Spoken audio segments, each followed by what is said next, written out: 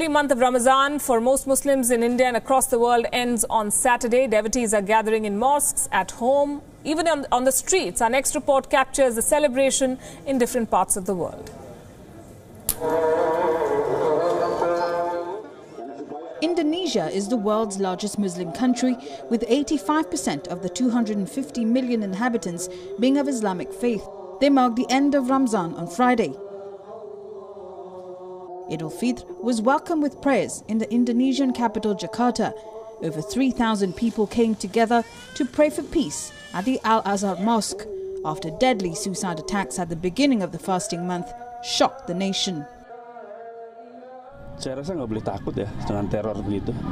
I don't think we should be afraid of terrorism. Our strong faith as Muslims will tell us what Islam really is. That's how we will show Islam in the right light.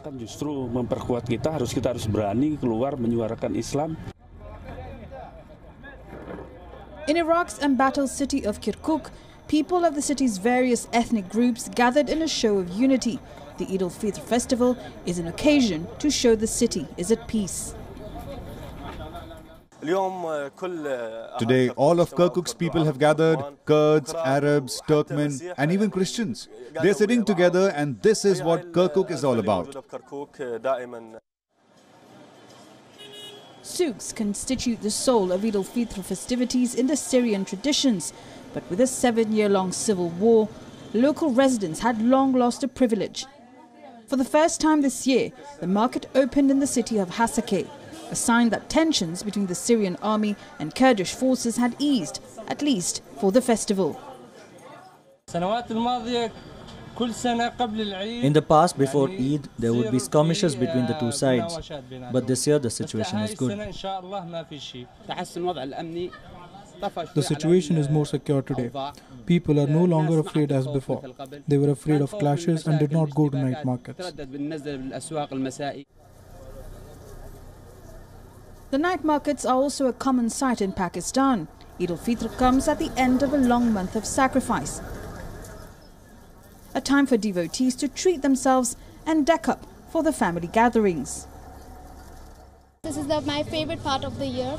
I have come here to buy some jewelry because it's really special, and we use mehendi in our hands on Eid because it's a theme of Eid, and I'm really happy about it. Well, for me, it's a very gratifying experience because this entire month is about a test of patience for us and our religion.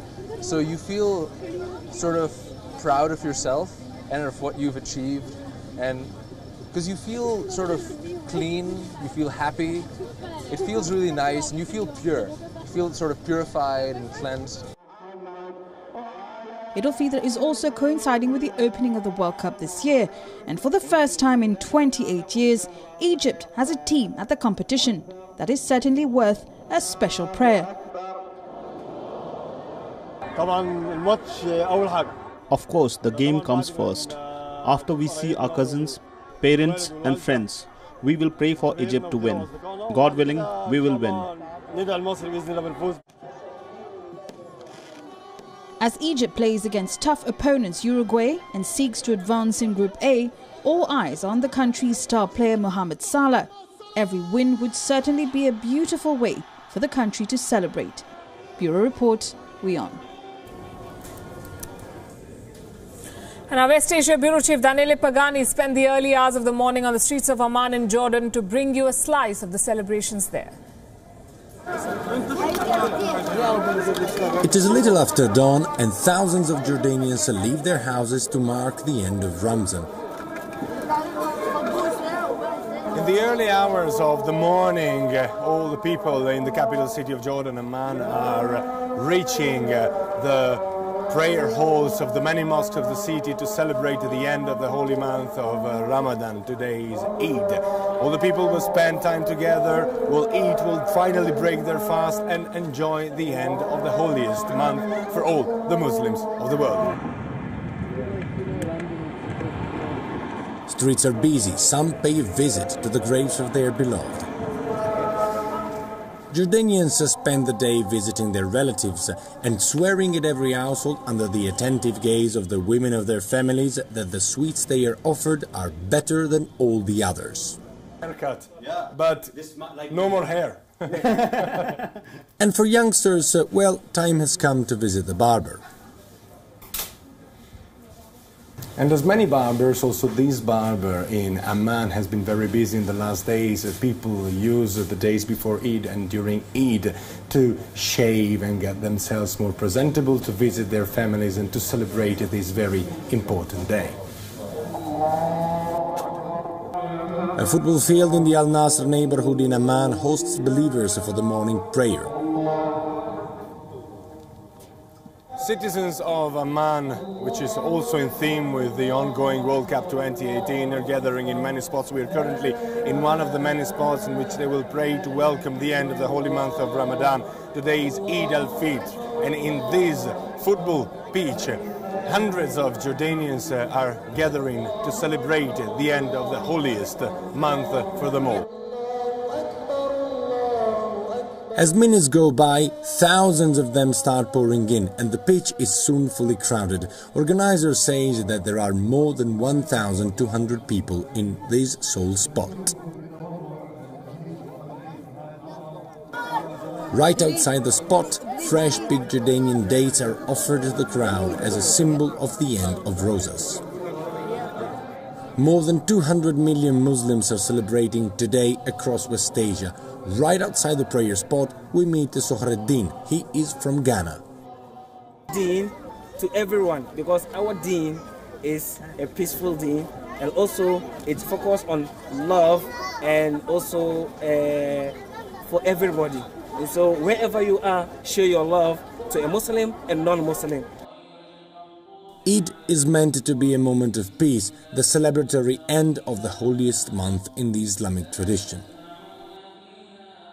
Eid Mubarak for all the Muslims around the world, especially in India.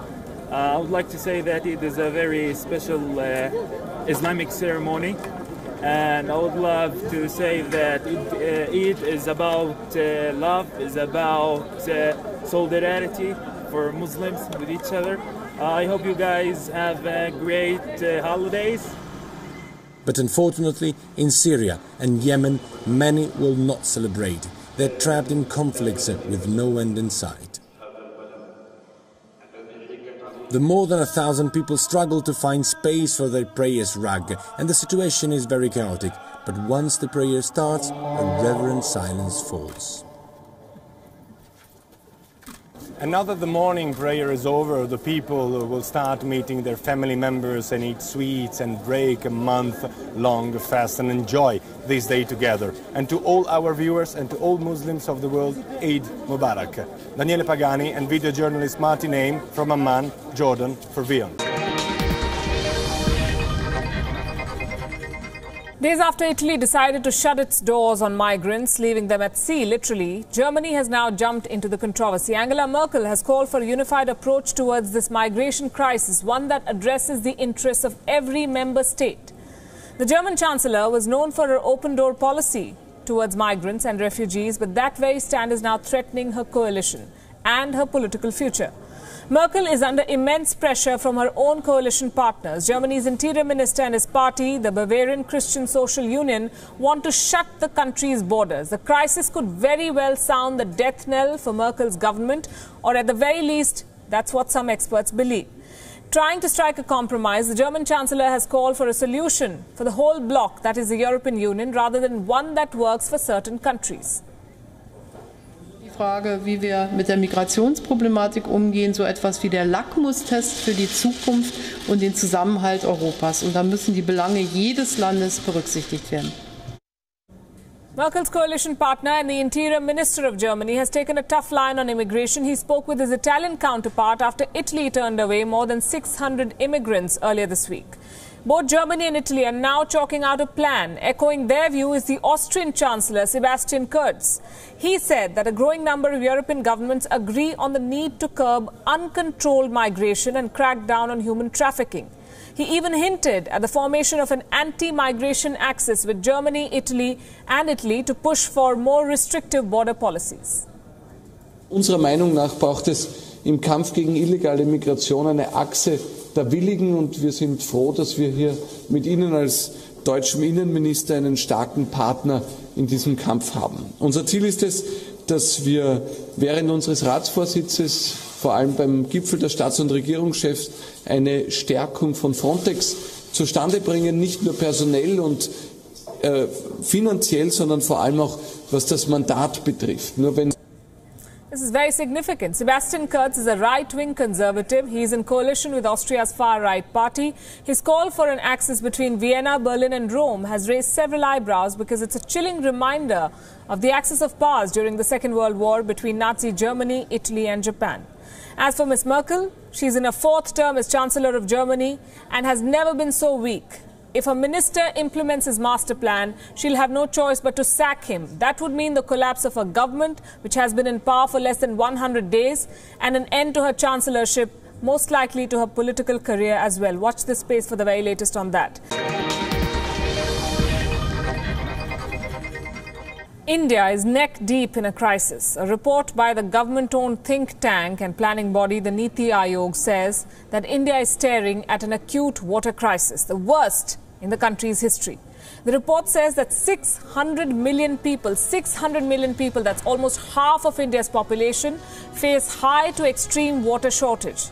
And around 200,000 people die every year due to inadequate access to potable water, which means they don't get clean water to drink. They die. That's not all. The report says that nearly 70% of India's water is contaminated, putting it almost at the bottom of the World Quality Index.